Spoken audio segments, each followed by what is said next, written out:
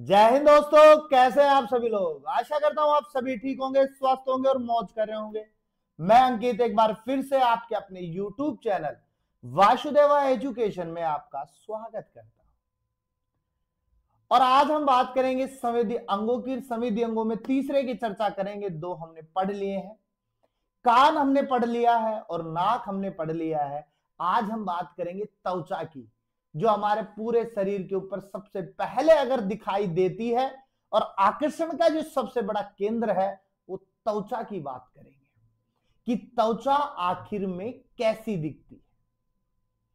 ये त्वचा काली कैसे दिखती है, गोरी कैसे दिखती है, इसकी बात करेंगे। और गोरे को ज्यादा आकर्षित मानते हैं और काले को कम आकर्षित मानते हैं, तो हम इसकी भी बात करेंगे। तो क्यों मानते हैं इसकी भी बात करेंगे। तो सारी चर्चाएं हम इसमें करेंगे, लेकिन उससे पहले अगर चैनल पर कोई पहली बार विजिट कर रहा है, आया है वीडियो, तो बेटा पहले तो पूरी वीडियो देखना, मजा आएगा। और दूसरी बात, चैनल को सब्सक्राइब कर देना, बेल आइकन को भी दबा देना, जिससे अगली वीडियो का नोटिफिकेशन जल्द से जल्द आ जाए आपके पास। तो ज्यादा देरी ना करते हुए डायरेक्ट हम शुरुआत करते हैं आज की वीडियो की, जहां पर हमारे पास में टॉपिक लिखा हुआ है बेटा त्वचा। जहां हमारे पास में बेटा टॉपिक क्या लिखा हुआ है, त्वचा लिखी हुई है, स्किन लिखा हुआ है। त्वचा या स्किन की बात कर रहे हैं। अच्छा, सबसे पहले हम बात करें कि इस त्वचा की स्टडी को क्या कहते हैं या अध्ययन को क्या कहते हैं, कि त्वचा का जो अध्ययन है वो क्या कहलाएगा। तो बेटा एक चीज याद रखो, एक कॉन्सेप्ट मैंने बताया था कि अगर किसी वर्ड के पीछे अपन लॉजी लगा दें तो वो उसका अध्ययन बन जाता है। तो इसको स्किनोलॉजी तो कहेंगे नहीं अपन, लेकिन हमें पता है कि स्किन को या त्वचा को हम डर्मिस भी कहते हैं। तो क्यों ना हम इसको कह दे डर्मेटोलॉजी। क्या कह दे, डर्मेटोलॉजी कह दे, तो ये इसका क्या बन गया, अध्ययन बन गया। अगर हम त्वचा की बात करें तो त्वचा हमारे पास में दो पोर्शंस की बात करेंगे। एक तो हम बाहरी भाग की बात करेंगे और एक बेटा हम बात करेंगे आंतरिक भाग की। कि त्वचा का जो कंट्रीब्यूशन है बेटा वो एक तो बाहर की तरफ है और एक क्या है, शरीर के अंदर की तरफ है। तो बाहर की तरफ और अंदर की तरफ का पोर्शन क्या होगा, तो वो समझो बाहरी भाग अगर है तो वो बना बेटा उपकला उत्तक से। किससे, उपकला उत्तक से बना होता है, जिसे अपन एपिथेलियम टिश्यू कहते हैं। ठीक है। और वही अगर आंतरिक भाग की बात करें तो ये हमारे पास में संयोजी उत्तक का बना होता है। किसका बना होता है, संयोजी उत्तक का। इसे हम कनेक्टिव टिश्यू कह सकते हैं। तो सीधी बात समझो कि ये जो हमें बाहर की ओर दिखाई दे रही है ना, ये तो क्या है, उपकला उत्तक, और जो अंदर की ओर है वो क्या है, संयोजी उत्तक। बाहर की ओर उपकला उत्तक, अंदर की ओर संयोजी उत्तक। देखो समझो, अगर हमारी बाहर की सतह क्या होती है, रफ होती है। आप इतना समझो, ये बाहर की सतह ये क्या है, रफ है आपकी। अब इसको अगर आप ज्यादा देर पानी के अंदर रखोगे ना तो ये क्या हो जाएगी, फूल जाएगी। लेकिन अंदर की जो त्वचा है ना वो पहले से लिक्विड मटेरियल में, तो वो नहीं फूलेगी। जैसे हम जीभ की बात करें, जीभ हमारे पास में लिक्विड मटेरियल में रहती है, तो क्या कभी हमें फूली हुई या पिचकी हुई प्रतीत होती है क्या, नहीं, एक जैसी रहती है। लेकिन अगर हम जल के अंदर चले जाए और बहुत टाइम तक रहे तो हमें देखेंगे कि हमारी ये जो सरफेस है ये क्या हो जाती है, फूल जाती है और फट जाती है। समझ रहे हो बात को, यानी कि हम इसे हाइपोटोनिक विलयन की बात कर सकते हैं। समझ रहे हो। इसके अलावा अगर हम बात करें, इसके अलावा अगर हम बात करें त्वचा के लिए, तो त्वचा के जीवन काल की बात कर सकते हैं। त्वचा के जीवन काल की बात कर सकते हैं। तो त्वचा का जो जीवन काल होता है बेटा वो 4 वीक होता है। कितना होता है, 4 वीक होता है, यानी कि 4 सप्ताह का होता है। और 4 सप्ताह की बात करें तो हम 28 दिनों की बात कर सकते हैं, यानी कि 1 महीने के बाद में त्वचा के अंदर थोड़ा बहुत परिवर्तन देखने को मिल जाता है। समझ रहे हो बात को, यानी कि त्वचा जो होगी अपने पास में वो थोड़ा सा परिवर्तन शो कर देगी। और ये आपने देखा भी होगा, कभी आपकी स्क्रीन जो है ज्यादा डल दिखाई देती है, कभी ब्राइट दिखाई देती है, कभी ज्यादा सांवली दिखाई देती है, कभी गोरी दिखाई देती है। तो ये सब क्या है? त्वचा का खेल है, त्वचा का जीवन काल है। और ये जो जीवन काल है वो डिपेंड करता है आपकी उम्र के ऊपर, उम्र पर निर्भर है कि आपकी उम्र क्या है। तो मैं लिखूंगा depend on age, depend on age, आपकी एज के ऊपर निर्भर करता है कि आपकी त्वचा कैसी रहेगी। समझ रहे हो बात को? ये किसकी बात कर रहे हैं अपन? त्वचा की बात कर रहे हैं। ये हम किसकी बात कर रहे हैं? त्वचा की बात कर रहे हैं। और त्वचा जो है अपने पास में वो ऐसे काम। इसके अलावा और बात मैं करूं त्वचा के लिए, हमारे शरीर का सबसे बड़ा अंग, सबसे बड़ा जो अंग है बेटा वो क्या है? त्वचा। वो क्या है? इसकी सबसे बड़ा अंग जो है वो कौन है? त्वचा। क्योंकि त्वचा पूरे शरीर को ढककर रखी हुई है। तो पूरे शरीर पर क्या पाया जाता है? त्वचा का आवरण पाया जाता है, इसलिए हम इसे सबसे बड़ा अंग कहते हैं। तो ये तो बात हो गई हमारे पास में त्वचा की कुछ पॉइंट होगी। अब बात करते हैं हम त्वचा की परतों की बात करते हैं। त्वचा की परत, तो बेटा त्वचा की जो है ना वो 3 परत होती है। त्वचा की कितनी परत है बेटा? 3 परत है। एक परत जो है बेटा वो एपिडर्मिस से बनी है। किससे बनी है? एपिडर्मिस से। दूसरी जो बनी है बेटा वो डर्मिस से बनी है। तीसरी जो बनी है वो सब क्यूटिकल से बनी है। किससे बनी है? सब क्यूटिकल से बनी है। अब देखो एपिडर्मिस, डर्मिस और सब क्यूटिकल का खेल समझते हैं, तो ध्यान से समझो बेटा। एपिडर्मिस, डर्मिस और सब क्यूटिकल का खेल क्या है? एपिडर्मिस जो है वो बाहरी परत है। कौन सी परत है? बाहरी परत है। डर्मिस जो है बेटा वो आपकी आंतरिक परत है, यानी अंदर की परत है। उसके बाद में आंतरिक परत के बाद में सबसे अंदर की, या मैं कह दूं कि डर्मिस जो है वो बीच में होगी तो सब क्यूटिकल बाद में होगी, लेकिन मैं कह रहा हूं कि डर्मिस आंतरिक परत है तो सब क्यूटिकल उसके बाद में होगी। या मैं कह दूं कि सब क्यूटिकल जो है वो वशीय परत है। कौन सी परत है? वशीय परत है अपने पास। अब देखो ये जो एपिडर्मिस है ना ये बाहरी परत है आपके पास में, यहां पर ब्लड नहीं पाया जाता, यहां पर बिल्कुल भी ब्लड अनुपर नहीं पाया जाता। जैसे हमारी सतह यहां पे अगर कई बार देखते हैं दीवार के साथ में ऐसे रगड़ लग जाती है, देखो ऐसे गए यू रगड़ लग गई तो व्हाइट व्हाइट हो जाता, छिल जाता है। क्या ब्लड निकला? नहीं निकला। तो सिंपल सी बात है यहां पर ब्लड नहीं पाया जाता।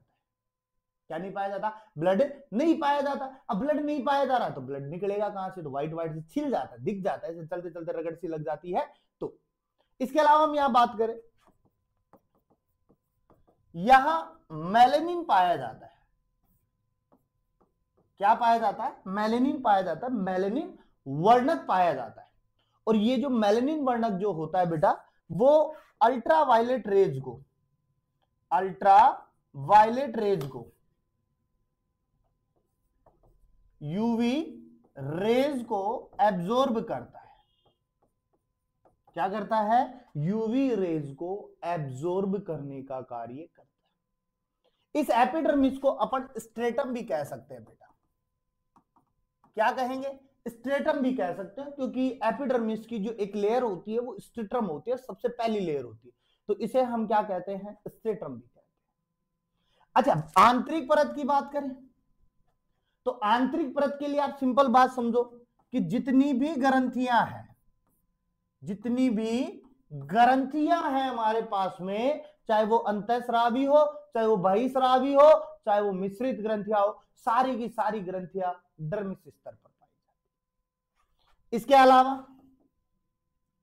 इसके अलावा अगर हम यहां पे बात करें, बाल भी पाए जाते हैं और रोम भी पाए जाते हैं।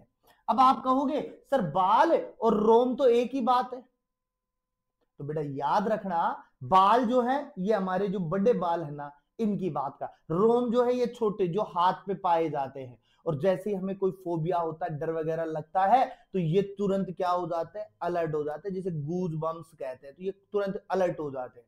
ये रोम है, ये बात। अच्छा, जब ऐसे डर सा लगता है या फोबिया होता है किसी चीज को, ऐसे भूत आ गया, तो भूत आने पर ये थोड़ी खड़े होते हैं, ये खड़े होते हैं। और तो बाइक गई पास में, जो एक्सीडेंट का खतरा, तो यही तो खड़े होते हैं, थोड़ी खड़े होते हैं। एंटीना थोड़ी बना देता है अपने पास में, नहीं, इनको तो जेल के साथ में से खड़ा करना पड़ता है, खुद खड़े होते हैं, इन्हें थोड़ी खड़ा करना पड़ता है, ये तो अपने आप ही खड़े हो जाते हैं। और जब ये खड़े होते हैं तो बहुत ज्यादा डर लगता है। सर्दियों के अंदर जब अपन नहाने के लिए जाते हैं तो ठंडे पानी से डर लग जाता है, और तुरंत क्या हो जाते हैं, अलर्ट हो जाते हैं। समझ रहे हो बात को? इसके अलावा बात करें, ये जो डर्मिस स्तर है बेटा आपका, इस डर्मिस स्तर का बहुत ज्यादा प्रयोग किया जाता है औद्योगिक के अंतर्गत। किसके अंदर किया जाता है? औद्योगिक के अंदर किया जाता है। औद्योगिक की बात करें तो हम सीधी सी बात कह सकते हैं, ये हमारे पास कपड़ा, चमड़े के कपड़े आते हैं ना, चमड़े की लेदर की जैकेट आती है, लेदर के जूते आते हैं, लेदर का बेल्ट आता है, लेदर का बैग आता है, ये सब चमड़ा बनाया जाता है। किससे? जानवरों से तो प्राप्त किया जाता है, और जानवरों की स्किन से लेकर के इनको बनाया जाता है, समझो।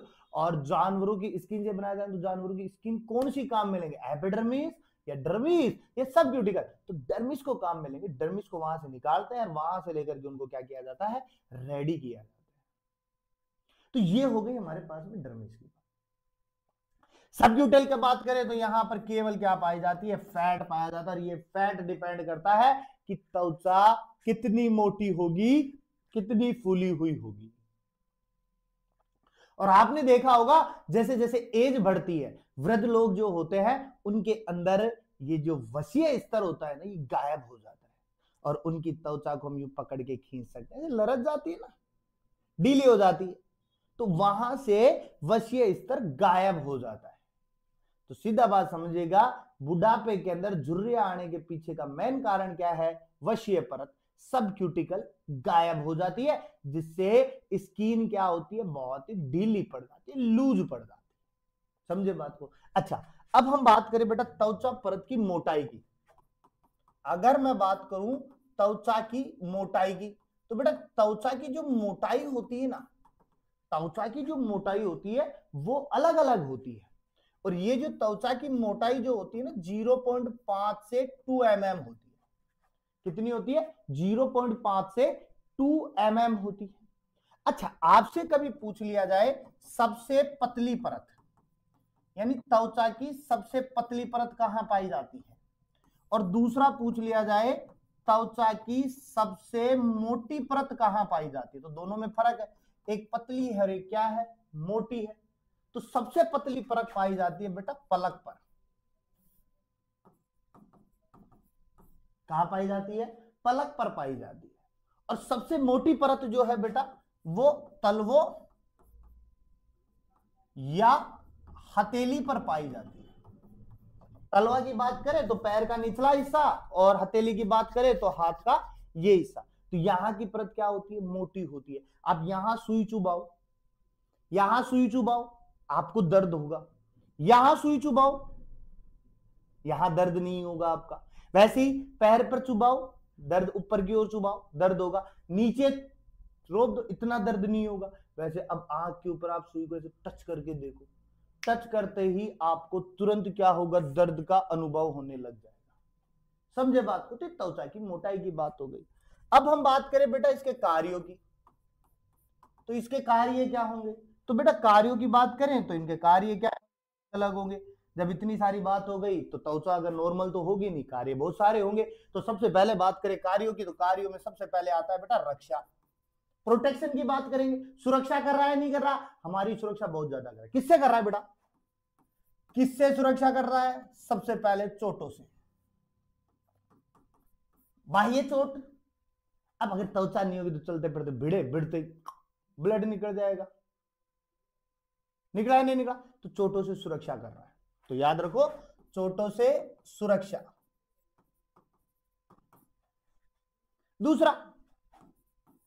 दूसरा समझो, कीटाणुओं से सुरक्षा, कीटाणुओं से सुरक्षा। अब कीटाणुओं से सुरक्षा की बात करें तो याद करो, आपको चोट लग गई, चोट लगी तो घाव हो गया। अब घाव हो गया तो डॉक्टर कहता है इसके ऊपर मच्छर, माखी या किसी प्रकार का कीड़े नहीं बैठने चाहिए। बैठे तो उसको आईसीयू बार बार हिलाते रहना, अगर कुछ बैठे तो भी उड़ जाए। क्यों? क्योंकि त्वचा टूट गई, टूटी तो वो डायरेक्ट अंदर जाएंगे और अंदर जाएंगे तो नुकसान पहुंचाएंगे। इसलिए कीटाणुओं से सुरक्षा कौन दे रहा है? त्वचा दे रहा है। और यहां पर देखो लाइसोजाइम पाया जाता है। क्या पाया जाता है बेटा? लाइसोजाइम पाया जाता है, जो तुरंत क्या करते हैं? इन कीटाणुओं को मार देता है। तीसरी और बात करें हम यहां पे, अल्ट्रावायलेट रेज। अभी बताया थोड़ी देर पहले, अल्ट्रावायलेट रेज से भी क्या देता है? सुरक्षा देता है। यानी कि पराबैंगनी किरणों से सुरक्षा प्रदान करता है। जो ऊपर से सनलाइट आ रही है ना, उनसे हमें बचाता है। अब ये सनलाइट बहुत घातक होती है। ये यहां अगर ये हमारी बॉडी के अंदर चली गई ना, तो हमारे आनुवंशिक सिस्टम को भी क्या कर दे? खराब कर दे। डीएनए को डैमेज करने की ताकत रखती है। अब इन अल्ट्रावायलेट रेज को बचाने का काम कौन बैठा है यहाँ पे? मेलानिन।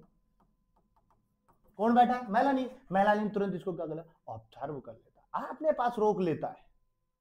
और याद कर लो, जिनमें मेलानिन ज्यादा वो काले होते हैं, और जिनमें मेलानिन कम वो गोरे होते हैं। और बेटा याद रखो, अगर गोरे लोग है ना तो उनको कैंसर का खतरा ज्यादा होता है। कैसे होगा? ये मैं आपको अंतःस्रावी ग्रंथि के दौरान बताऊंगा। इसके अलावा याद रखो, विटामिन डी के संश्लेषण में कौन भागीदारी निभाता है बेटा? त्वचा। क्योंकि विटामिन डी में क्या बनवाएगा? कैल्शियम। हमें कहते हैं ना कि सूर्य की उपस्थिति में बैठो, थोड़ी सी सन बात लो, ये विटामिन डी बना सकता है आराम से। इसके अलावा अगर हम बात करें ताप नियंत्रण में, ताप को रेगुलेट करने में भी किसका आता है? त्वचा का आता है। अब ताप नियंत्रण की बात करें तो हमारी बॉडी का जो टेम्परेचर होता है बेटा, वो 37 डिग्री सेल्सियस होता है। कितना होता है? 37 डिग्री सेल्सियस। अब गर्मी, सर्दी या बीच का जो मौसम है, इसमें हमारे ताप को रेगुलेट करने का जो काम है, हमारी बॉडी के टेम्परेचर को बनाने के पीछे का योगदान त्वचा का। इसके अलावा हमारे पास में ब्लड का भी होता है। मेन काम ब्लड का होता है, ये साइड रोल प्ले करता है कि हाँ भाई मैं इसको संभाल लूंगा। अगर 37 डिग्री ना लिखो तो 98.6 डिग्री फ़ारेनहाइट लिख दो। समझे बात को? इसके अलावा ये उत्सर्जन में भी काम करता है। उत्सर्जन का मतलब है अपशिष्ट पदार्थों को बाहर निकालना। अब अपशिष्ट पदार्थों में किसको बाहर निकालेगा बेटा? पसीना। क्या बाहर निकालता है? पसीना। अब याद करो, अब जब गर्मियां ज्यादा है तो हमारे पास पसीना ज्यादा निकलता है। अब पसीना ज्यादा निकलता है तो अगर काला कपड़ा पहनते हैं तो वो सफेद हो जाता है।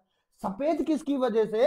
ये पसीने के साथ में क्या निकाल देता है? साल्ट निकाल देता है, तो क्या हो जाता है? सफेद हो जाता है। इसके अलावा ये संवेदनाओं के प्रति भी काम करता है। किसके प्रति बेटा? संवेदनाओं के प्रति। संवेदनाओं का मतलब ये स्पर्श का ज्ञान करवाता है। Good touch, bad touch, good touch, bad touch. अब हमें कैसे पता चले गुड टच है बैड टच है? ये स्किन ही बताता है कि गुड टच है या बैड टच है। बुरे तरीके से छुआ गया है या अच्छे तरीके से छुआ गया है, इसका ज्ञान भी हमें कौन करवाता है? त्वचा ही करवाता है।